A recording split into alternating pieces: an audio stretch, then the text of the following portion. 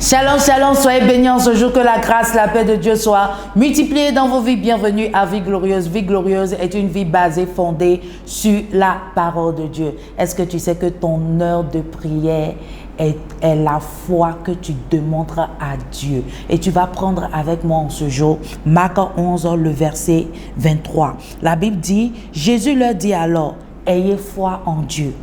Et il dit à la suite, je vous le dis en vérité, si quelqu'un dit à cette montagne, retire-toi de là et jette-toi dans la mer, et s'il ne doute pas dans son cœur, mais qu'il croit que ce qu'il dit arrive, il le verra s'accomplir. Et s'il ne doute pas dans son cœur, mais qu'il croit que ce qu'il dit arrive, il le verra s'accomplir. Ce que tu dis arrive, tu le verras s'accomplir. Pour juste dire quoi? Que la foi, c'est ta prière. Et ta prière est ta foi. La Bible déclare que la foi est une ferme assurance des choses qu'on espère et la démonstration de ce qu'on ne voit pas. Donc, par ta prière, par tes heures de prière, par tes heures d'intercession, par tes heures où tu prends à chaque moment en train de prier devant le Seigneur, en train de demander des choses au Seigneur, c'est ta foi que tu es en train de démontrer comme ça au Seigneur. C'est-à-dire quoi?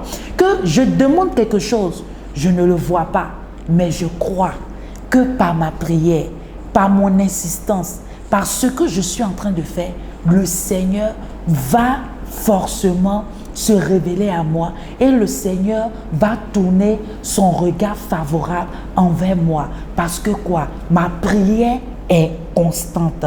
Et quoi? Parce que aussi, ce que je demande à Dieu amène Dieu à s'élever par ma foi. Ma foi me dit que cette montagne-là va être déplacée. Donc, automatiquement, comme ma foi me dit que cette montagne-là sera déplacée, le Seigneur s'appuie sur cela et il ôte cette montagne-là au-devant de moi.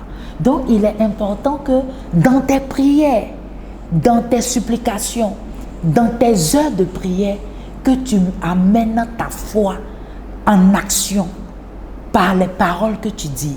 Quand tu pries, ne fais pas seulement des prières vaines. Ne dis pas des choses pour les dire, mais il faut que cela soit suivi de la foi. Et je crois en ce jour que Dieu te donne cette grande foi-là au nom de Jésus-Christ.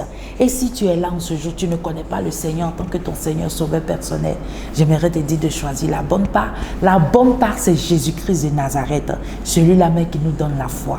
Et tu vas incliner ta tête, tu vas dire, Seigneur Jésus, je viens à toi tel que je suis. Je sais que je suis un pécheur.